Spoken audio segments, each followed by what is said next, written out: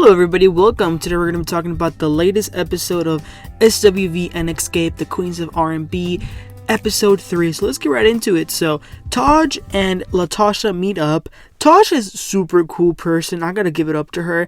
And they're at this place, it's like a museum dedicated to the great black artist. And it's super cool because Xscape has this little place there. Then Taj asks Tasha, what is going on? Like, what is her issue? She wants to know, does she have an issue with her sister? But LaTocha is giving her very vague answers. But she does reveal that she had a meeting with the record company and that she's very excited about that. So then Taj asks if she's leaving the group or like what's going to happen, but LaTocha doesn't really answer. The next scene is Coko with some personal friends of hers, and they are asking her how she's doing and catching up because she reveals that she was diagnosed not long ago with bipolar depression. So it's a constant struggle. Some days are good, some days are bad, but she is on medication. Then we see the SWV girls get ready for a big show that they had. Moving on, Tamika is at her house, and guess who comes to see her at her house? Her mama, Gloria. They haven't spoken since the last time they saw each other, which was that big blow up with LaTocha and the money and whatever. And the mom asks what is going on. And Tamika says that she doesn't like the favoritism. She goes straight into it. And by saying that strikes a chord with the mom, and she gets very mad. She starts screaming at Tamika and says she is disrespectful and that because of everything that she has done as a mother, she is the 5th member of the group, which I get that part, but Tamika in her confessional reveals that her mom never really recovered and never got to heal when their dad left. I'm not gonna lie, that made me think of Miss Evelyn Braxton. Did anyone else think that? But Tamika's being honest and says that she wants her mom to go as hard for her like she does with LaTocha. And she does apologize for being disrespectful to her, and it's actually pretty emotional because then the mom does say that if her actions have ever made Tamika feel like she was less than a mother to her, then she apologizes and that she loves her more than anything, and they hug it out. And I think that is what Tamika really needed, and I'm glad that she got that. Okay, so Kandi is meeting up with Taj because that is who she's like the most friendly with from SWV. And they're talking about, catching up and whatnot.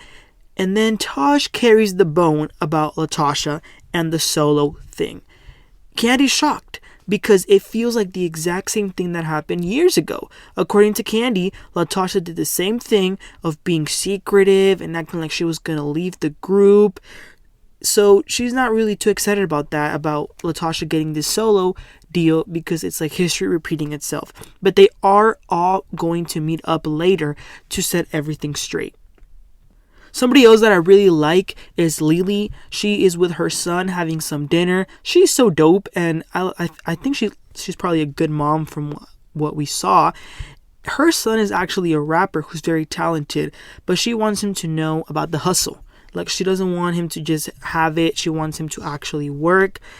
And she shares with him that she's gone through so much that she wants to share some of that with the world. It was so sad hearing that when SWV broke up, it was really rough. She was homeless for some time, but she persevered, and I am so glad for her. Moving along, LaTocha is at the studio with the producers and her husband, and she's recording a new song.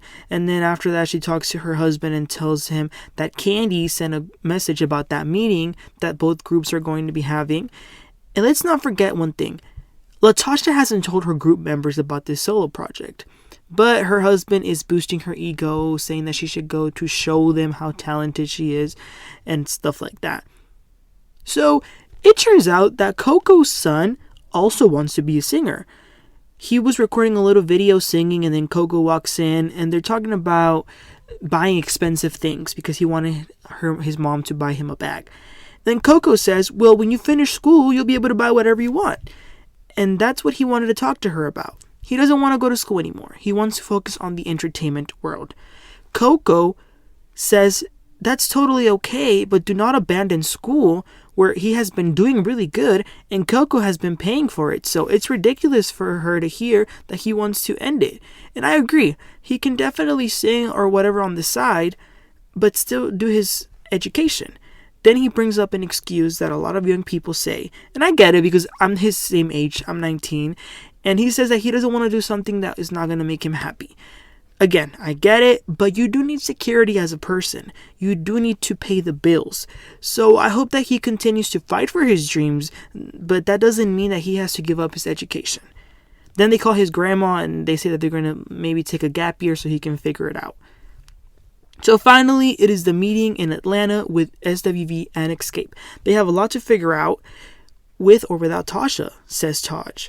So remember, Taj told Kandi about the solo project that LaTocha was doing. Well, Kandi told Tiny, and now they're both frustrated at LaTocha. But LaTocha does show up for this meeting, so everybody is there, and they're going to be collaborating. They've all agreed on that. However, there is about a month timeline to do so, so Kandi's first thought is who's going to be headlining, because she says that last tour they headlined, and so she wants to know how the billing is going to play out. So one of the reps tells her, well, it's both big iconic groups coming together. But Kandi says that she wants her tour to be the biggest biller. Now, we know that Kandi likes her bag or whatever, but it came across so disrespectful. It feels like she was belittling SWV. Even Tiny said that because Kandi and her were on TV, they had a bigger fan base, which that is definitely true. But I didn't like Kandi's attitude at all. I think it's mostly the way that she expressed it. So SWG was like in shock, and they got up to go to the restroom because it was just like, wow, they really felt disrespected, and they left. And then Coko says, you know what, we sold 30 million records, B, and they only sold like 7 million. So yeah, that definitely went kind of left. And I mean, if they can't agree on one show, how are they going to be agreeing if they do a tour together? I mean, imagine that. But yeah, if it's two groups coming together, they're going to be collaborating, both of them.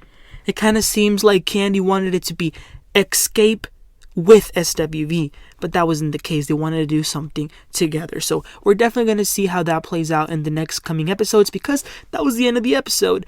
Pretty good episode. Again, LaTocha is in the side doing her things, and I think that one of the things that probably bothers the Xscape group members more than anything is probably the way that she does it, because it's one thing for her to want to do her solo career, but it's another thing to be with this sneaky, secretive thing. So maybe that's also what's kind of troubling them. But like I said, we're going to be seeing a lot of this play out in the next upcoming episodes. But let me know what you thought about this episode in particular. Did you like it? What do you think about Kandi and her comments about who's going to be headlining? Let me know, and please don't forget to like and subscribe, and I'll catch you guys next time. Y'all have a great one. Bye.